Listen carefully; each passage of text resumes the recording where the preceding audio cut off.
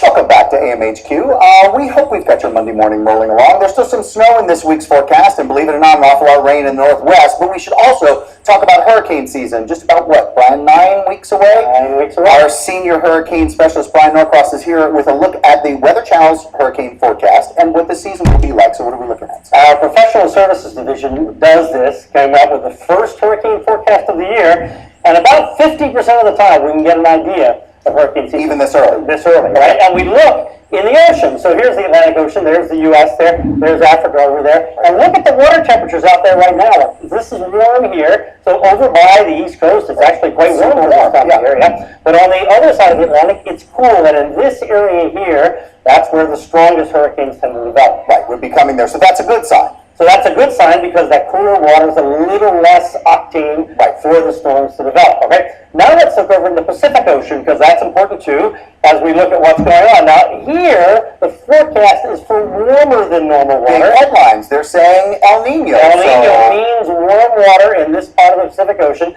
That makes the air rise. When that air rises, it has to go somewhere, and it actually turns into upper level winds that can become unfavorable for hurricane development. So it would be like a strong wind that would shear anything that would be developing there, so it wouldn't let it build. Right, so that's another factor, an indication of less activity. Yeah. Now, computers forecast this. Is this really going to happen, and how strong is it going to be?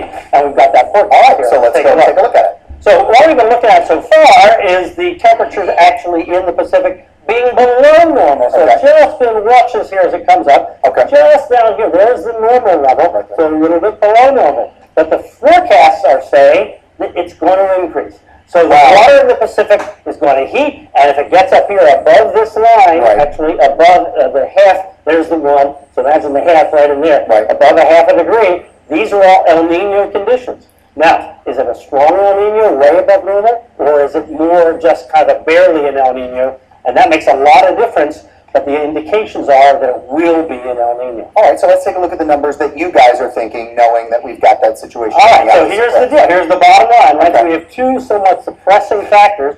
So in terms of the development of storms in general, the total named storm, we're just a little below normal, so 11 instead of 12. Okay. Now, in terms of hurricanes, again, just a little bit below normal. We've got 5 instead of 6. And in terms of strong hurricanes, same story. 2 instead of 3. Now, again, here in the spring, we only get this about 50% of the time where we get an indication of the hurricane season. Get late spring, up toward June, gets to be up more like 70% of the time, plus or minus, on the kind of indication. And so you guys will be looking at all these factors and coming up with another forecast and kind of an update of that forecast, right? Right. We'll have it here coming up in May, and of course other folks out at CSU, NOAA has their forecast coming up as well. A lot of folks looking at it. A lot of the same stuff. Mr. Norcross, sir, it's always lovely to be on television with you, good sir.